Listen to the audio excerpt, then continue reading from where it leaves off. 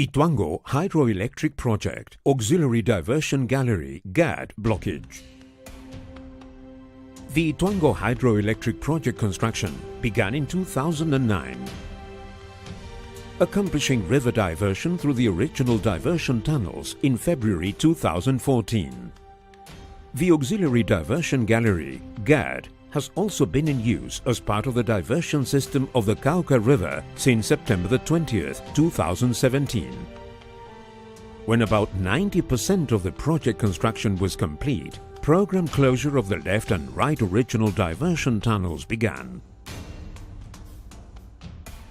On April the 28th and April the 30th, 2018, collapses occurred within the GAD, causing the complete blockage of the gallery. Technical context, physical factors. An underwater camera exploration and identification of the surface crater delimit the area of study. This area is mainly composed of three geological units: healthy rock 2B, weathered rock 2A, and soil 1C 2A. The rock where the GAD was built is gneiss with well-developed foliation. There are also two well-identified joint sets. Additionally, there are geological accidents in the area related to the Tenche ravine structural system. When modeling the subsidence crater with consideration of the orientation of the rock mass weaknesses, the GAD sector that was affected by the collapse can be inferred. Construction factors. During construction, the sector of analysis was classified as requiring support type 3, which according to the design did not require the installation of concrete invert. This opens up the possibility that geological singularities may exist in the tunnel floor in said sector. Given the local geological context and due to the excavation method used, the resulting contour after the excavation is irregular. This situation may have affected the water flow conditions inside the tunnel, particularly in the floor. Water flow conditions. The area where the collapse occurred was likely to be located immediately after the curve, near the entrance to the GAD. Due to this situation, the water flow would have generated greater shear stresses in the wall and floor of the outer zone of the curve.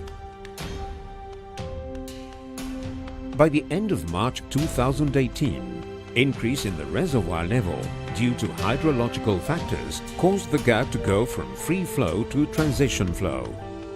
By the beginning of April 2018, it increased the pressure flow.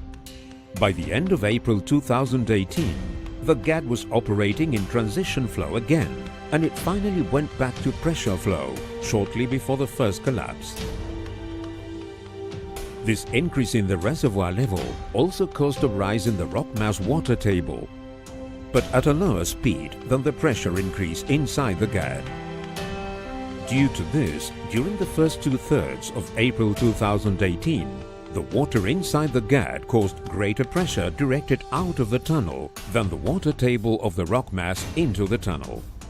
Later, during the last third of April 2018, the decrease in the level of the reservoir and the water pressure within the GAD occurred at a greater rate than the rock mass water table depression, reversing the situation and generating pressure into the tunnel greater than the water pressure inside the GAD.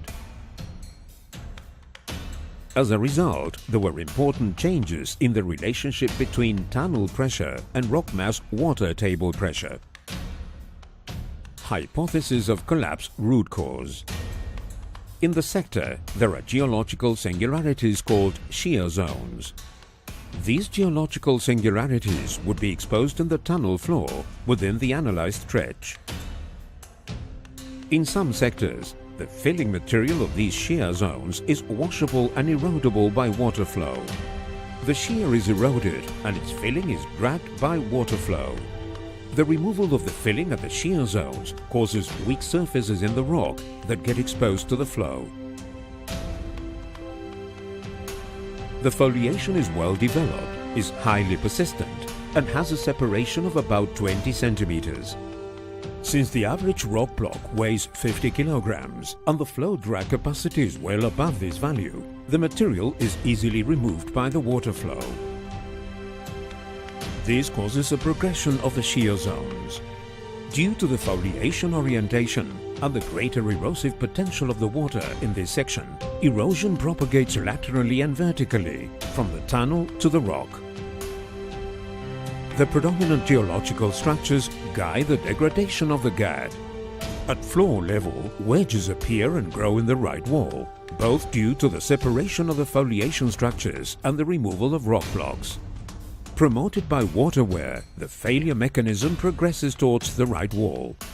At the tunnel floor, an empty zone is generated due to the removal of material by water flow. The cavity created induces the detachment of larger blocks, which is promoted by foliation, joint sets, and rock wedges. The gad gradually loses support. The progress of the cavity continues as the blocks are removed by water flow. The cavity progresses until the shape deformation is sufficient to produce a sudden collapse, which the water flow is not able to remove. The blockage stops water flow through the gad. The interruption of water flow inside the tunnel produces an increase in the reservoir level. Increasing the reservoir level increases water pressure on the plug. The latter leads to an unclogging. The unclogging reveals an unstable cavity. The cavity progresses, getting closer to contact between rock and ground. The scouring process continues until the rock bridge does not have the necessary self-supporting capacity, causing the sudden detachment of all the rock and soil remaining above it, reaching the surface and generating a visible crater. The plug is made of fractured rock, soil and very low permeability organic material, causing the complete obstruction of the gad tunnel.